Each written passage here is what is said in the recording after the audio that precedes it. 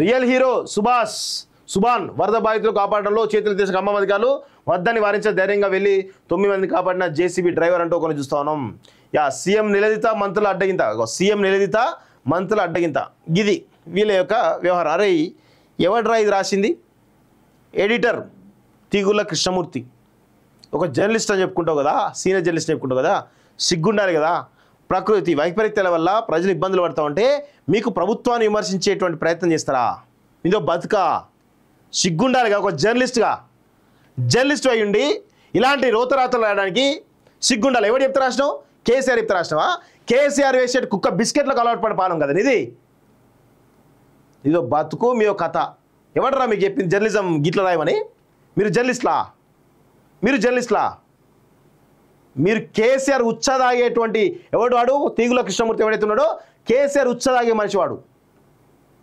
బరాబర్ ఇట్లే అంటాం. గీ విధంగా రాస్తారు. గీ విపత్తుల విషయంలో, వేరే విషయాలన్నీ నేను పెద్ద అనపోదును.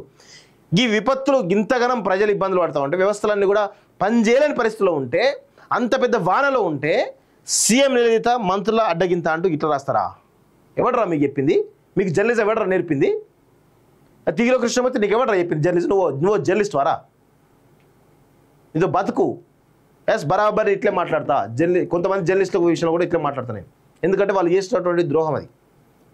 జర్నలిజం పేరు చెప్పుకొని దొంగల కొడుకులు వీళ్ళంతా, దొంగలాగా తయారైన వీళ్ళంతా.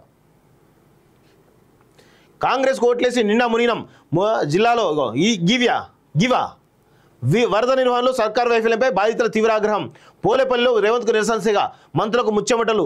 వరద నష్టం 5,320 కోట్లు, 270 చోట్ల గండ్లు, నిలిచిన రాకపోకలు, ప్రభుత్వ సహాయక చర్యలపై విమర్శలు, కానరాని రెస్క్యూ టీంలు, పొంచి ఉన్న మరో అల్పపీడనం, రాష్ట్రంలో 5 రోజులు వర్షాలు అంటూ చూస్తా ఉన్నాం. గిది ఇట్లా రాస్తారా? ఏం చెప్తాం వీళ్ళకి? పార్టీ అదేవిధంగా తయారైంది. ఆ దొంగ నా కొడుకులంతా కల్వకుండా కాలకిలో ఆ విధంగా తయారయ్యారు. వాళ్ళ పత్రికలు కూడా ఈ విధంగా తయారైనాయి.